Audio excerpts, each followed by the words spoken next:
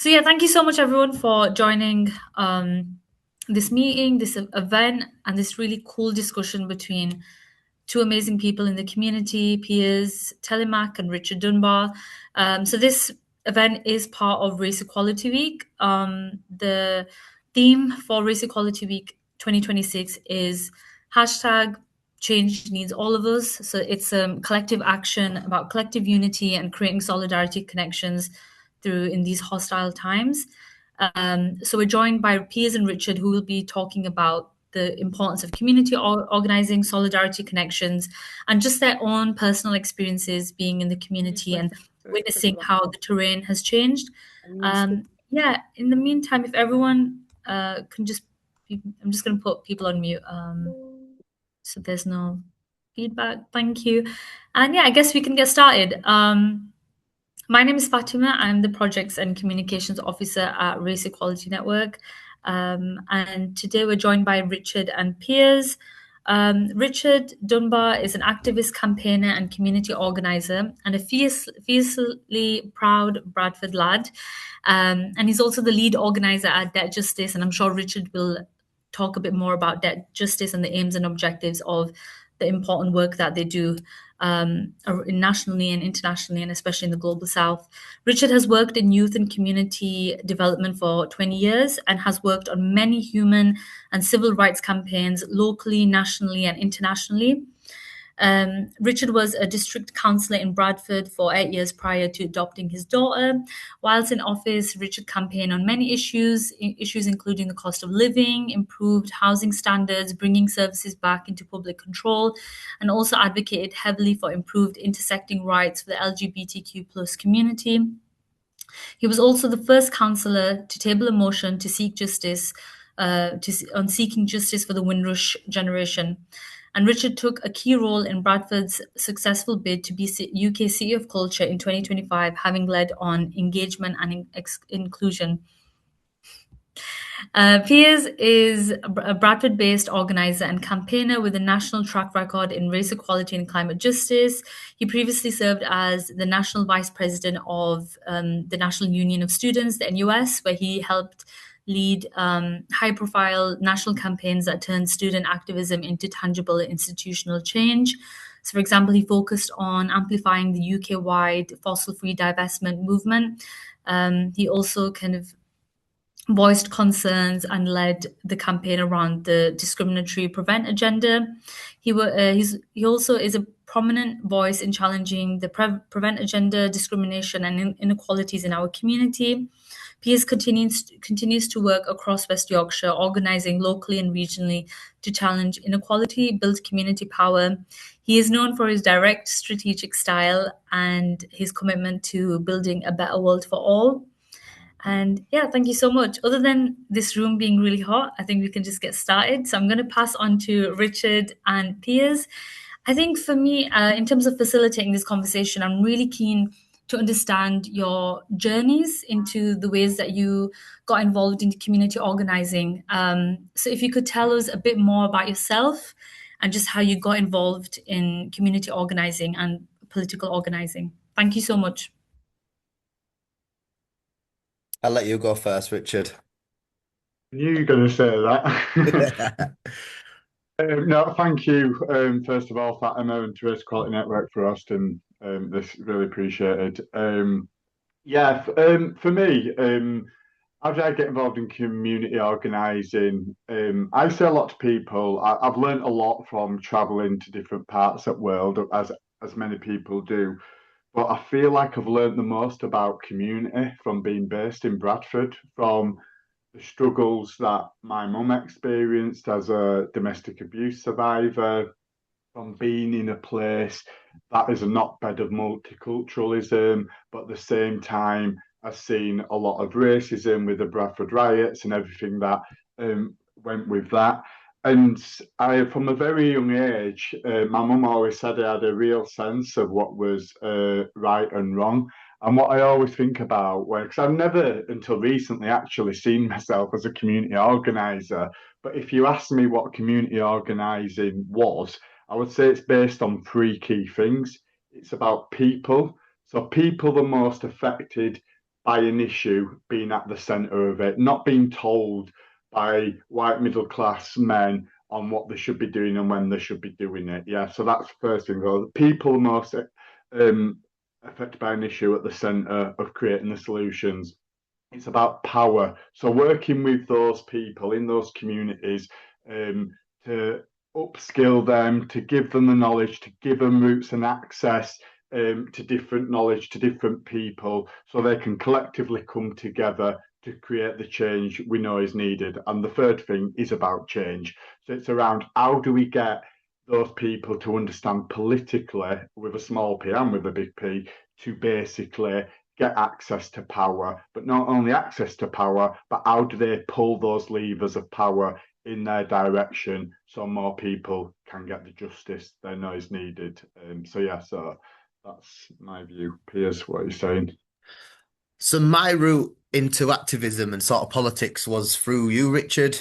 Richard was working with a charity called Save the Children on a project around child poverty, and he was running around Buttershaw School. We used to work there as well, but he was running around Buttershaw School trying to find some young people who wanted to sort of get involved in this project and tackle child poverty. So we went to a meeting, and there were only three of us there: me, Amanda, and Katie, and Richard, and what was it? The other lady, I forgot the other lady. Anyway, so the session kicked off and they started to talk about child poverty, the impacts of child poverty, and how it was sort of impacting individuals, communities, and the country as a whole. And I just remember there being some really, really revealing stats on there, and I was really taken aback. And I always remember this. I'll never forget this. And I was like, "Yo, this is well bad, man." I was like, "We need to take this to government. We need to go to Parliament." And I swear to God, most other youth workers would have been like, okay, well, let's start small and let's go to see our councillors first and let's do this. And Richard was like, right, that's what we're going to do. And then 6 months later, found little Piers found himself rocking up in Parliament talking about that very issue. And that's because somebody basically took that opportunity and took that enthusiasm and says, okay, we are going to do this and we're going to build on this. So I think we went, I don't know if it maybe six or more different party conferences over the years, speaking to sort of Labour, Lib Dems, Conservatives, really sort of trying to highlight these issues. And again, that was the first opportunity speaking in somewhere like Parliament. I remember I was so nervous trying to like practice this script and read this speech. But again, like Richard really supported us through that, built us confidence and made sure that most important is like, well, this is your space too. Like, yeah, there's full of people in suits and whatever, but like, don't feel out of place and you're here for a reason. So that was my sort of introduction into sort of activism and community organising. And sort of me and Richard have been on quite a long journey since together separately, but then also kind of met up respectively in our own different roles and sort of kept coming across each other on sort of national campaigns. Can I just mention one other thing? What I think's really was a bit like of our organising we've done together, I'm most proud of, and it's when the EDL were causing trouble in Bradford, or trying to cause trouble in Bradford, and one of the areas they were targeting was the Royds Ward, or Buttershaw and Woodside, as most normal people would say. And me and Piers worked with Hope not loads of it. other young people, Hope Not Air, and loads of other young people from I Canterbury forgot Estate. about that, you know, when we So, went leafleting. yeah. And on Yeah. this one day, and I think it was the weekend before the election, if you remember, I think we knocked on just shy of 1,000 doors across Buttershaw and Woodside, and stuff like that. And like there was people like my mum like handing petitions out, getting people to sign up, proper working class women. And I'm proud of that moment because we change people's opinions on those days. It's people based in those communities who need to be at the centre of that sort of anti-racism organising. Do you know what I mean? It's not putting all the responsibility on brown people to tackle those issues. The responsibility is on everybody to make a real go at listening, challenging, educating. Do you know what I mean? I think that's so important. But I think for me, that was a pivotal moment in our sort of organising journey, definitely. Yeah, thank you so much for sharing, Richard. And yeah, it sounds like a beautiful like memory and a monumental win and victory to kind of just to bring people together of different communities. And I guess it leads on to my next question around the theme for Race Equality Week, which is change needs all of us. And you've touched on it slightly in your previous answer. Um, and I just wanted your like, both of your reflections on the ideas of like change needs all of us and what does that mean by all of us and how do we rally people in these very hostile times where you have media outlets, you have mainstream figures in the media kind of being kind of speaking their mind and thinking that offensive statements are perfectly fine to amplify, like how yeah, so how do we navigate that, and what are your thoughts on the principle of change needs all of us and making sure it's not a slogan but rather an effective way to bring people together? So I always remember sort of when Nigel Farage in 2015 was on the news every other day, on every single talk show, on Question Time all the time. And one thing I noticed was that how that changed the language that people felt confident and comfortable using out in public. So stuff that people previously said sort of in the privacy of their own homes, maybe pub down with their mates or in certain settings, because we had a very public figure going all over the airwaves. And again, and this is where the media have been complicit on this issue and sort of like massively contributed to the rise of this sort of narrative. People felt emboldened to be going around and saying those things openly. Um, Now, I've always been sort of not shy of a debate, but I think from speaking to people, the thing that is really permanent for like a lot of people is that everyone experience whether you're black, white, brown, whatever, as long as you're from a working class background, and even sort of now, sort of even middle class, like people's living experiences and people the access to services and whatever, it's got considerably worse for everyone. The way that people live their life, access to services, the things they can engage with, has got considerably worse for everyone. Now, that is a fact. The only problem is a lot of people have conflated that drop in living standards, less access to service, and because the media has told them this is the reason, but they've now conflated issue and now blame immigrants. Now, I've always been very, very sort of upfront and always challenging the notion that actually no, the reason we've got less access to services is because of austerity, because of political decisions. That immigrants became an easy scapegoat for politicians and for the media. And I think people in places like Buttershaw, where I'm from, feel that they're not being listened to. So when you've got people like Tommy Robinson, Nigel Farage, they've felt that they've sort of had a voice through that messaging. Unfortunately, because Farage positions himself as anti-establishment, people have really bought into that. And the media space has not allowed for many opportunities for other people to counteract that knowledge, that conception. So I always remember when Question Time came to Bradford, me and me, so at the time I was National Vice President at National Union Students, Sir Mayor, who was the National Executive Committee, really involved with Labour. There were quite a few people, young people from Bradford with left-wing politics. And I'll never forget it, we all applied for BBC Question Time and none of us got through. And that's when I realised, hang on a minute, this is all rigged. It'd be unusual that BBC Question Time would get someone of my age, my demographic, my background, and sort of at that level of sort of being involved in politics that much. It'd be unusual that someone like me was applying. I thought, well, why do they not want my voice on there? And that's when I realised it's been a concerted effort by people in positions of power to sort of amplify certain sections and certain voices and really, really try and reduce other groups. And I've just seen Usman commented saying that he applied for Question Time and didn't get in.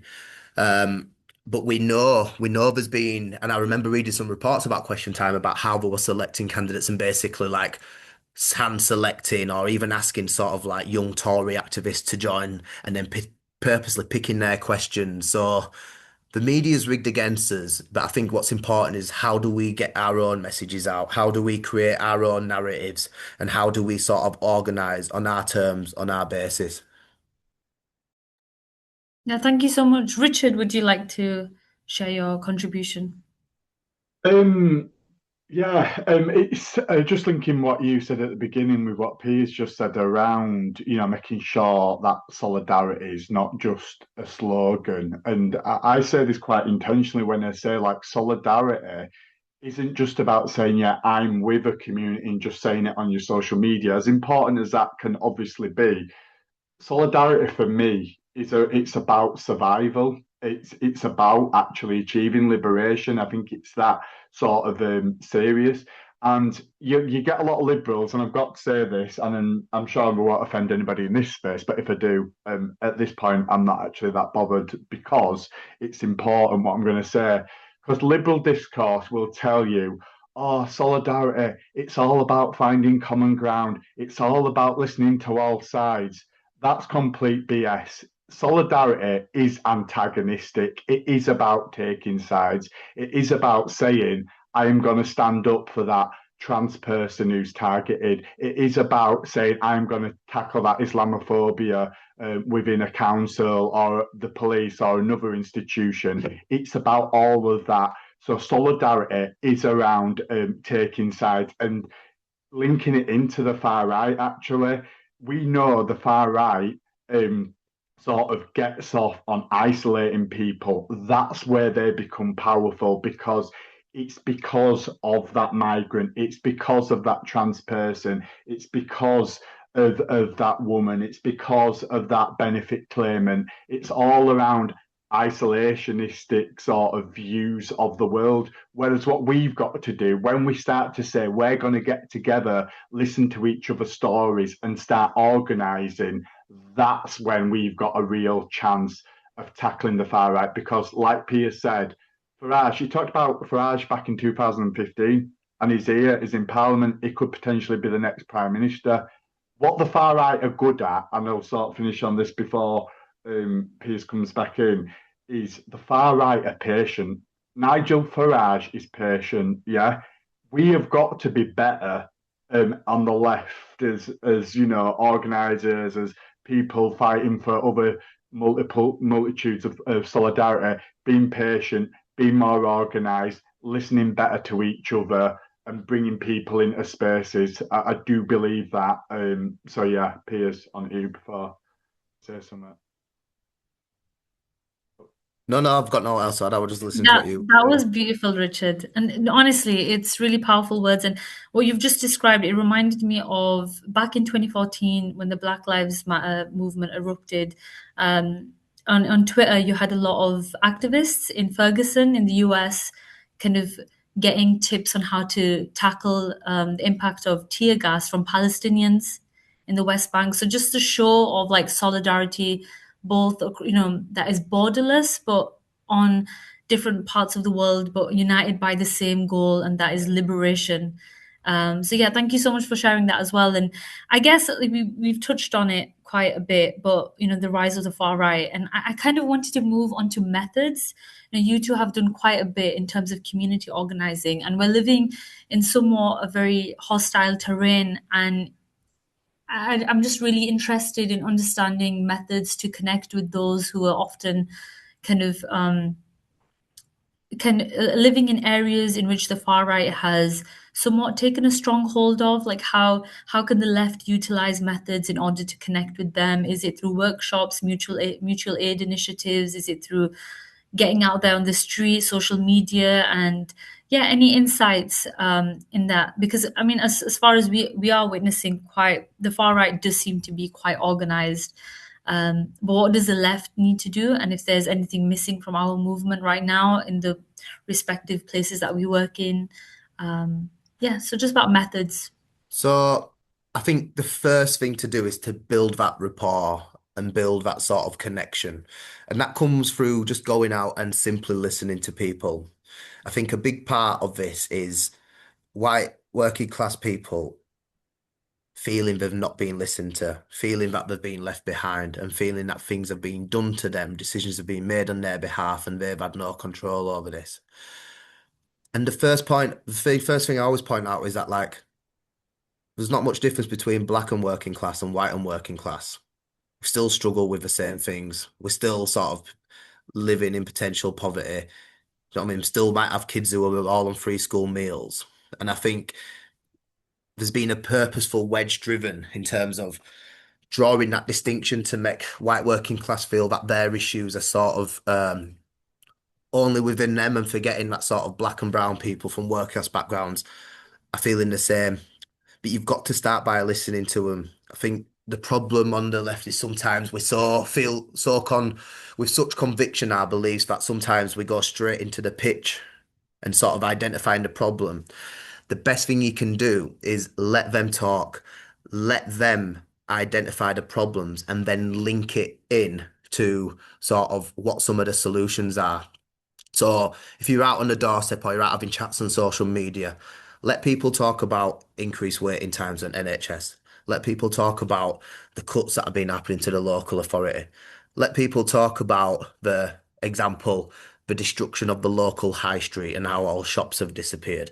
Let people talk about how the labour market is becoming increasingly sort of volatile. What's it called? Single, no contract, 0 hour contracts, etc., etc. But then what you've got to do is then try and tie it into something, into examples that they can understand and use lines that they're commonly hearing on the news and tie it into the counter argument. So when they've talked about the destruction of the high street and the high street's going, and then they'll turn, oh yeah, Nigel Farage said it's because of all these people opening Turkish barber shops and vape shops. Then draw their attention to the fact, well, actually, is it better to have filled vacancies in terms of it better than having no shops than having something in place? But then point out someone like Amazon who made billions and billions and billions of pounds in revenue in the UK, but only paid 11 million pound in corporation tax. And then ask that person who's done more for the destruction of the high street, a big online shopping retailer like Amazon, or local guy who's opened a barber shop. Then you can draw sort of distinctions because a big thing is something that's taken up so much political airtime, which is the cost of the immigration crisis, but also the cost to the taxpayer to support immigrants. Now, although it is still a sizable amount of money, but proportionally tiny, we spend around £4 to £5 billion a year um, on immigrants in terms of like housing them, hotels, legal processes, all of that. It's about £4 to £5 billion, which on the face of it sounds like a lot. But I've realized that sometimes when you're talking all over like hundreds of thousands, it's really hard to contextualize what these figures mean. So it's best to give comparisons. So when I give you the comparisons, like, look, yeah, I understand that you feel that that's a lot of money, but draw their attention to something like example during the COVID pandemic that the government spent £9 billion on personal protective equipment that was never used, was out of date, wasn't fit for purpose. So that's 2 years worth of the immigration budget, and hardly any media attention went towards that.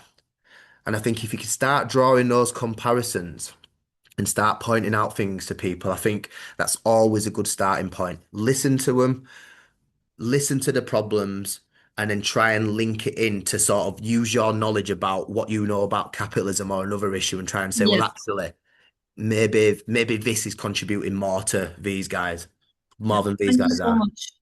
Yeah, Richard. Um,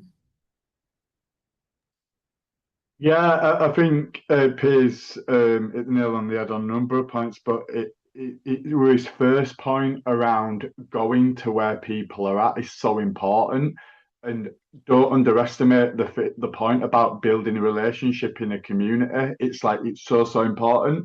I'll give you an example. We've in the work I do, we do a lot of work in debt. There's like over 10 million people in this country struggle to pay the bills. You know, that's crazy in a country of about 50 million people. It's madness. And we've worked in the city of Manchester, very diverse community. to look at what the key issues were, what were getting them into debt. The main issue people were telling us around council tax debt. We spent over 18 months working in that community, doing exactly what Pia said, listening to their views. There were some very difficult and choice views people had, but we were able to, counteract with some of them. And actually, instead of blaming the migrant or instead of blaming the trans person, actually, you lot can't pay your council tax, that black person from Moss Side can't, that white person from North Manchester can't. We've all got the same issues. What can we do when we come together? So that was like a light bulb moment in this campaign, which resulted in some communities what were quite divided coming together to share the stories, saying the cost of living is a big issue for us. What can we collectively do about it? To the point where 18 months later, this community got Manchester City Council to ban bailiffs for the use of council tax debt collection. That was real people power. That were people realising that they weren't being told what to do. They were given the space, they were listened to. And you see, that's the difference between the far right and us lefties or us people who believe in justice, is perhaps a better way of putting it. The far right will tell people that they belong to something because somebody else doesn't.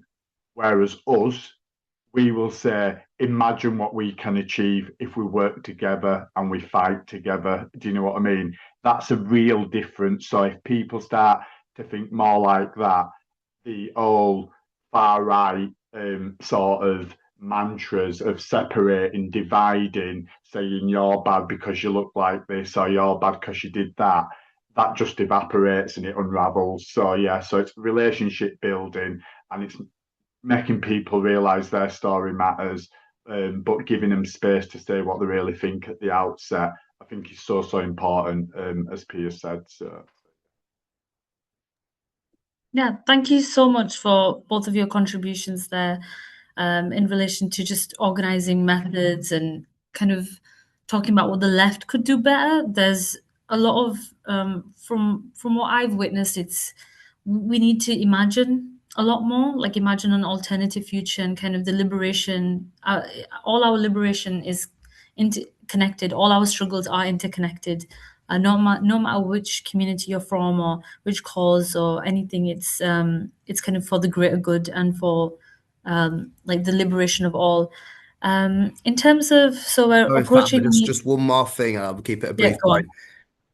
Having spaces for people to connect is so important, and I think we really overlook the fact that we live in such a diverse city like Bradford, and although there might be a few issues in compared to the rest of the country, I don't think Bradford's that bad. But the main reason for that is because every time you see something negative about the news, so like there's been loads of studies about sort of it's literally 9 out of 10 reports, probably more in the news when it talks about Muslims are always negative. There's people living in the country where there's no diversity. And all they've got to go on in terms of forming decisions about other people of other backgrounds is what they're seeing on the media. And that's entirely negative for the most part. Um, and I think and it's like, I've heard it so many times. Oh, you're not actually that bad for a black guy, you know, just silly stuff like that. But it's like people's perceptions will change once you're in a space where you can meet around food, meet around a common interest.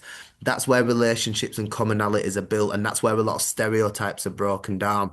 The problem is because of austerity and because of cuts, there are so few of those community spaces and opportunities for people to meet up. A big part of my sort of growing up was being involved with a youth service. So I went to Buttershaw High School, and we were a bit diverse, but it wasn't like mixed compared to some other Bradford schools. But it wasn't until I got involved doing stuff with the youth service, but more importantly, went to Bradford College where there was a lot more diversity. Because on reflection, I held some sort of Islamophobic views and stuff, and it was a case of like I just didn't know any better because I'd bought into what people were telling me. And as soon as I started making these connections outside of my area, that's when my sort of my perceptions massively changed. And again, I'm so limited on those opportunities and those spaces because they don't exist no more because of austerity. No, absolutely. And you have the politics of third spaces. It's kind of, the way a city is designed, it impacts the way we interact with each other. And it's vital that, once you have spaces for young people to kind of flourish and learn about what it means to be active citizens and, improve civic engagement with the wider society, that's when you can create change as well. So thank you for sharing that. And I think we're approaching the Q&A segment in a bit, but I just wanted to ask you to, what are your hopes for the future? What's a social movement that's inspired you both, and what keeps you going in terms of the work that you do? It's not something that you can ultimately log off from, and it's something that I've been asked this question quite a few times about.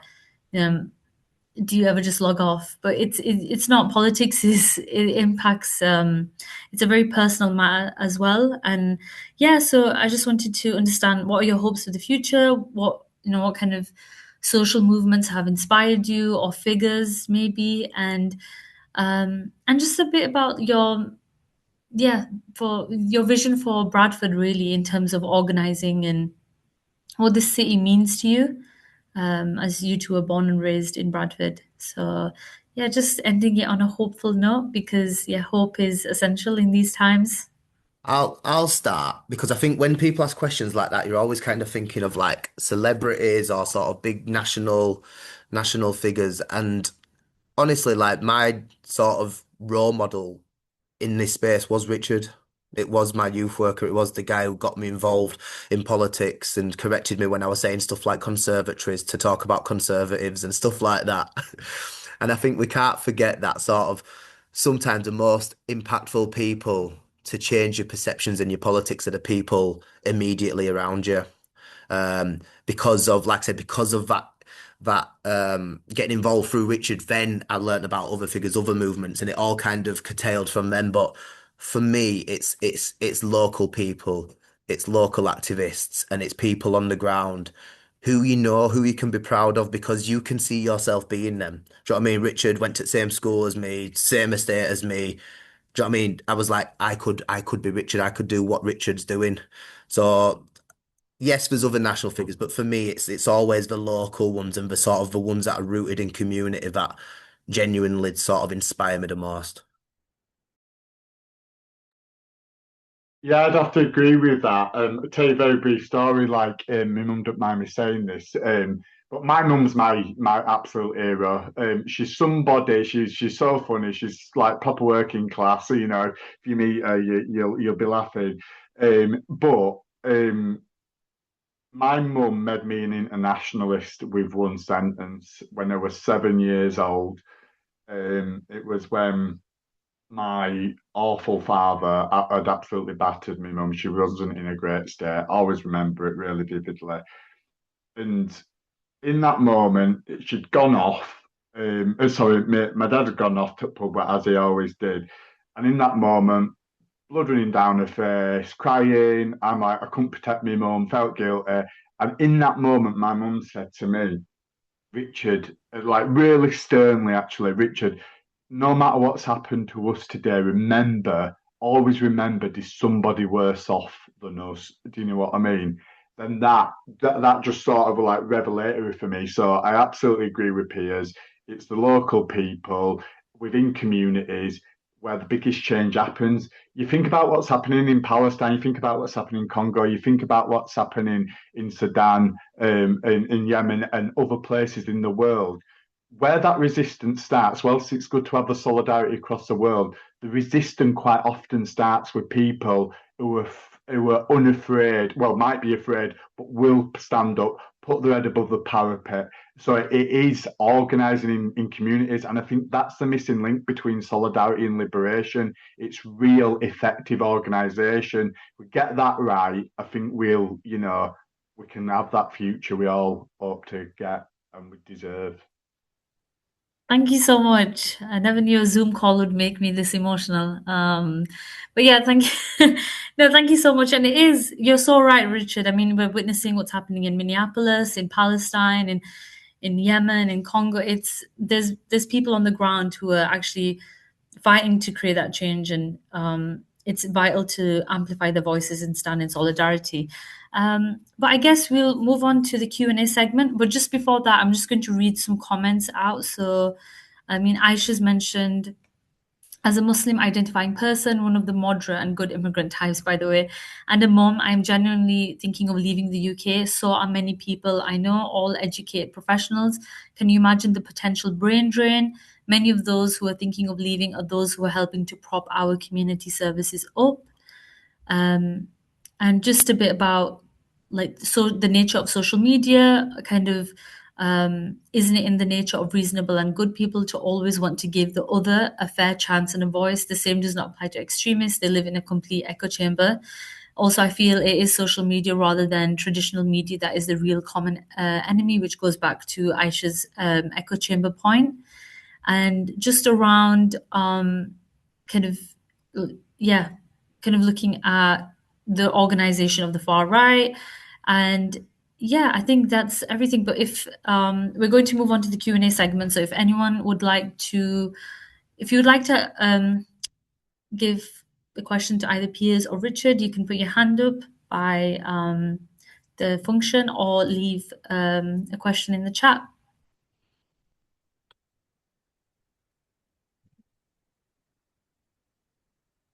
Jane's got her hand up, but she's forgot you can put your hand up on Zoom as well. Oh, sorry. Yeah, Piers, I'm just It's all right. Frantically looking. Yeah, sorry, Jane. Lovely to see you, by the way. And yeah, please present your question. Oh, thank you. Yeah, no, that was fantastic. All three of you, thank you so much. That's really lifted me. Okay, my question is, as you know, I'm a climate activist, and climate crisis is rooted in systemic racism. But the climate movement is just so white. Can you give us some advice on what we do to change that? So I remember when I met Jane about 5 years ago, and this is a really good example of what allyship is, and sort of recognizing your privilege, but also recognizing that you need to widen that space up. And I have to commend you, Jane. You have made such an effort to bring a whole heap of diverse voices into this conversation. People who previously would have not got an opportunity to speak about this, people who may not have thought this was affecting them. And every time you've got something going on, Jane, you always make that effort to put those people at the forefront, whether it's to volunteering them to speak or whether it's to get them at the front of the picture. And I think these are the type of sort of those little steps go a far way, Jane. And I think like a lot of love and respect for all the things you've been doing, all the campaign you've been doing. But again, it's been really, really noted by people in the community that Jane is a strong ally, and she's really worked hard to bring recognition to this issue. But to come back to your question, when I was working for National Union of Students, the way the NUS kept talking about it was like, oh, students need to turn their lights off, students need to use less water, students need to do this, students need to do that. And because that was part of my remit, environment sustainability, I really tried to flip the narrative. It's like, hang on a minute, this is responsibilities of governments and this is responsibilities of corporations. And I really pushed this agenda through the Black Students campaign because climate crisis affects people, the global majority people, more and quicker than the Western world, despite the fact that the Western world has done more to contribute more towards a climate crisis.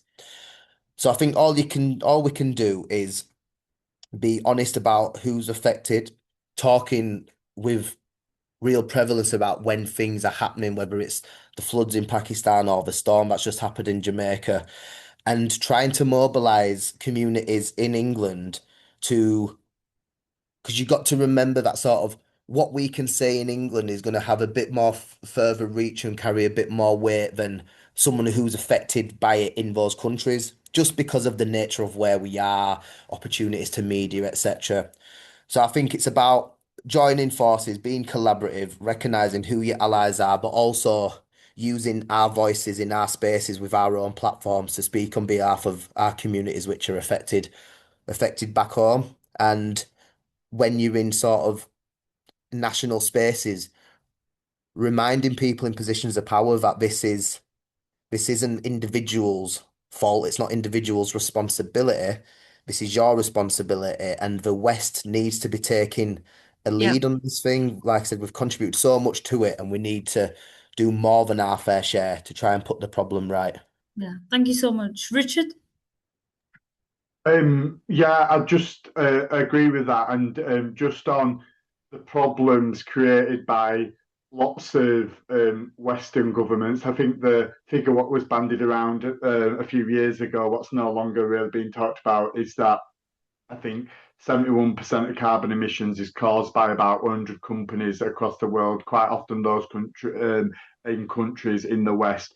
But another thing is a lot of these developing countries are quite often blamed for their own individual situations that they're in. But actually, it's because of colonialism. A lot of this issues has created and why a lot of the issues are happening. And what I would say is on that, and this is sort of a plug for the work Debt Justice do, and please do check out his website, which I'll put in the box. One thing, what astounded me when I first started to work at Debt Justice around the work we do in the Global South, is that the debt that a lot of countries in Africa and the Caribbean, etc., experience, over 90% of that debt could be overturned and dealt with by British courts, not by US, not by that, by British courts. Over 90% of that is controlled by that. So, and that is connected to the climate crisis because these vulture funds and the people who are controlling these and taking Zambia and Ghana and wherever else to court because they're not paying the debts, these are the very people who own the shell companies, who are controlling the companies who are giving out all these carbon emissions. So it's all completely connected. So as well as doing exactly what Piers said, it's like just search where the power lies, who's making the decisions as well. Yeah, so it's all connected.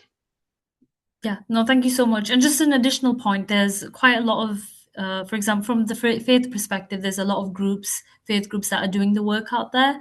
So I think like Sustainably Muslim, there's just a range of organizations and just a matter of going to the places where they're at in terms of conferences and events and stuff. But yeah, thank you so much, Jane. You're a powerhouse and I have lots of admiration for the work that you do. I really do. So Aisha, would you like to present your question?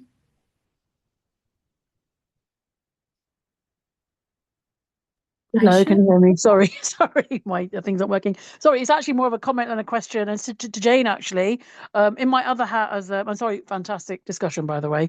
Thank you. Just to Jane, I know we know each other through my kind of professional capacity, but I also run Bradford South Asian Festival, and we always look into do work around kind of climate awareness. So maybe outside of this, we could team up on some. There's one idea that we've been pursuing for a long time, which is based around the tiffin box and how the South Asian kind of subcontinent were the original recyclers and kind of anti-littering when it came to that concept, and so building something around that. But loads of other stuff that we want to work on. So yeah, potentially could team up. And completely agree 100% Piers with what you said as well, that it's about rooting the climate crisis in people's own experiences, lived experiences, not just here in the UK, but to their heritage as well. And then tying it all together and how we are all interconnected. You know, it's like a butterfly effect that every little decision we make, you know, truly can have that global significance, but we just need to contextualize it in people's own lives. Yeah, absolutely. Thank you so much, Aisha, and thank you for joining as well. Usman?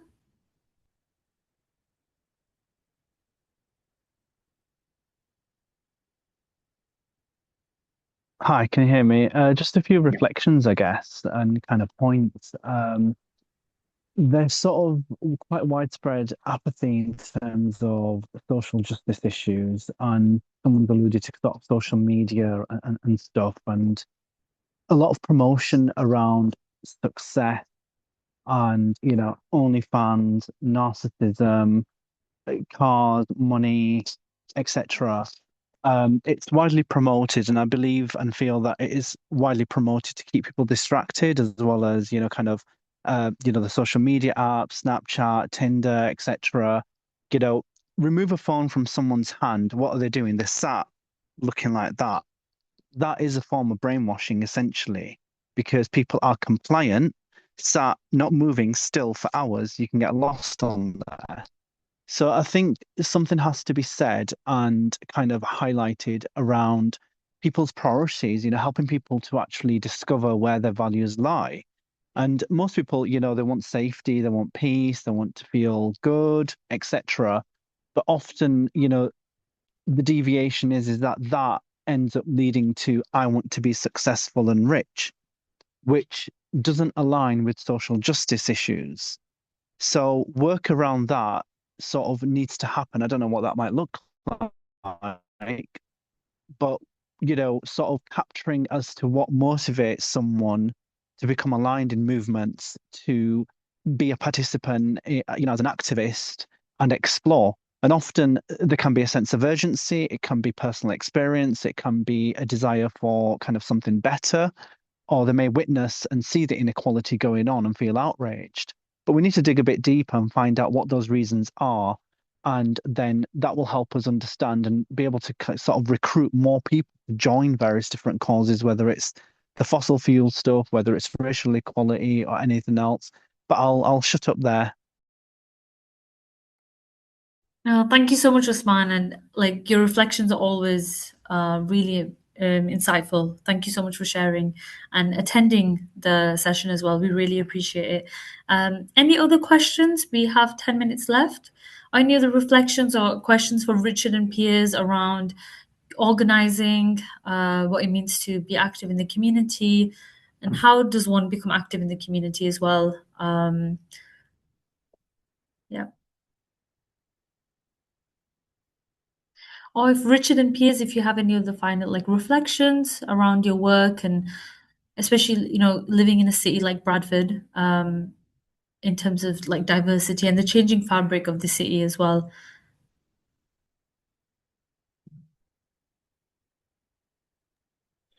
I'll go on, Richard. I'll wait for you to unmute. Oh, no, go for it. You go for it. Just a bit of a reflection. Remember last year when it were all kicking off all over the country, and everyone was like, "Oh, is it going to come to Bradford? Is it not?"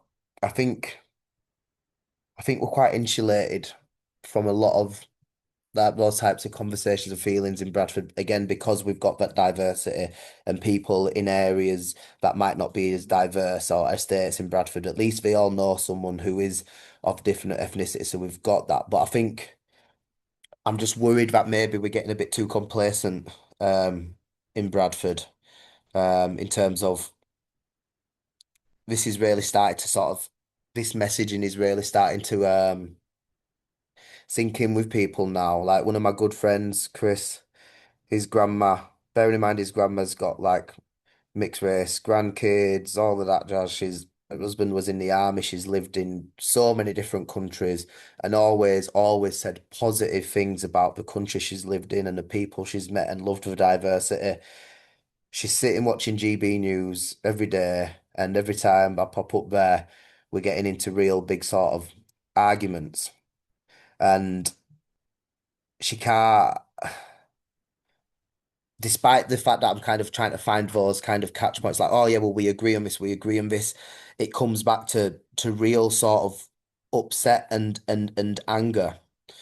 But one positive thing was I was up there just before Christmas, and I said to her, I said, what do you think? Have you seen that Zach Polensky? She went, oh, the green guy. I said, yeah. I said, what do you think of him? And she said, actually, she says, I really like him. I said, all right, good, good. I was like, in what way? And she said, one thing I've realized is that he's offering solutions where a reform are just talking about the bad things. And she started to say how actually, yeah, she thinks maybe tax evasion and sort of people creaming off at the top is a bigger issue than immigration. And again, it just proves two things: how easily someone with diversity in their family and lived all over the world can so easily fall into this messaging.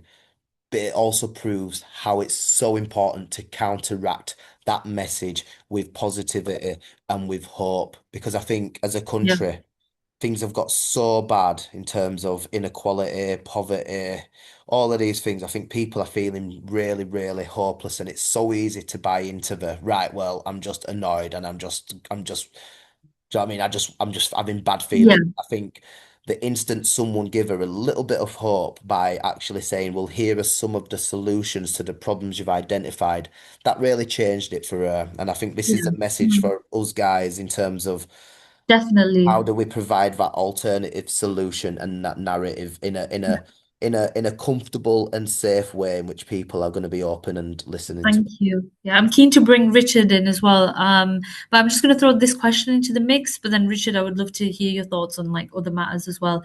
Um, Aisha has said, do you think City of Culture did anything truly to change perceptions about Bradford, both here and externally? All I seem to see is the usual hate on social media forums. How do we bring that pride and confidence back in a genuinely unifying way? And a comment from Becky, thank you so much. Just reflecting on intersectionality and looking at communities fighting together rather than against on a signal agenda. Yeah, I'm just going to throw that into the mix. Richard, I would love to get your thoughts on this as well. And Ezra, is that Kirsty's poem? I think I'm just going to open. I think it is. Yep, it's fantastic and it's very timely. Thank you. Sorry, thank you so much for sharing, Ezra. It's do listen to the poem when you get the chance. It's an absolute masterpiece and very, very timely in terms of our current conversation and the climate that we live in. But yeah, Richard, I'm just eager to get your views on the questions and just matters that have been discussed. Yeah, I'll start with the City Coach stuff. I think it has overall been really good. I think what we're seeing, I know it's not just about stats, but if you did look at the stats, the amount of people engaging in Bradford, the amount of extra visitors, the 3 million extra visitors we got into Bradford last year, the amount of mainstream media coverage of Bradford has been quite positive. I get what Aisha's saying and what others are saying around the social media, but I noticed the same thing. But the difference is I've noticed last year is that yeah, there were people saying negative stuff, but the amount of people challenging those people who were saying negative stuff had risen. Now, I don't see City of Culture as the panacea and the thing what is going to solve all of Bradford's issues. Absolutely not. I think that'd be wrong to see it like that. I almost see it as a springboard off which local talent was celebrated. So the amazing Kirsty Taylor. Let's talk about Ezra as co-artistic director of Commonwealth, one of the most agitational, forward-thinking, award-winning now theatre companies in this country who were talking and make theatre what's political, what makes you think, talking about young people and particularly racialised communities who were guilty by association. Their amazing play in City of Culture here, I will say, alongside the opening ceremony, I would say public interest was my single best thing I saw, bar none, last year. And I've said that to Ezra before, and it's like, I absolutely believe it. So, did it do good? Yeah. It wasn't about entertainment, City Culture. It was also about education. And my last point is on community organising. I think Usman and Piers alluded to it. The far right, very isolationist. You got your phone, you're being influenced by all the far right nonsense on TikTok and what have you. But actually, it's about coming together. Let's keep it simple here. Creating space for people to come together to speak about their struggles. I can't emphasize how powerful that is. When I think about the change of the campaigns I've witnessed, I've been involved in, but then think about other campaigns I've observed across the world and through time. It starts by people coming together, by speaking about their struggles. And this is something when I'm like doing my teaching on community organising, when we're talking about what power is, I always say this: power is neutral in its purest form, but ultimately, power is the ability to act. And we've all got that. We've all got that. Whether it's that just walking into a space to ask for some support on your debt issue, whether that's me speaking to Fatima about the work that Ren does, whatever it is, creating space and listening and sharing stories is the most powerful thing in the world for me. So. Yeah. And we've got this question. Thank you so much, Richard. And we've got this question from Nursina, who's from Educate Against Islamophobia, who are a really fantastic organization.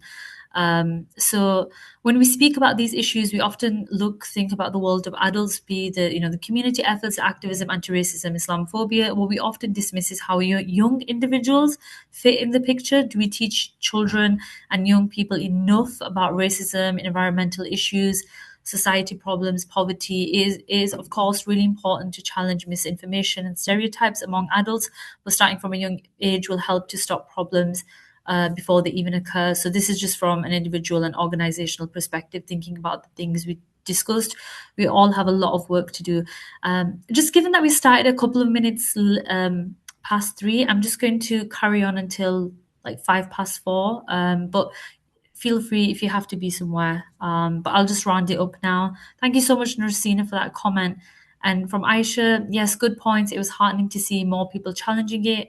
And in my day job, interviewed plenty of visitors who said they were pleasantly surprised. But what is equally heartbreaking is the racism and Islamophobia continues to fester, and that Bradford here is always through a racist lens.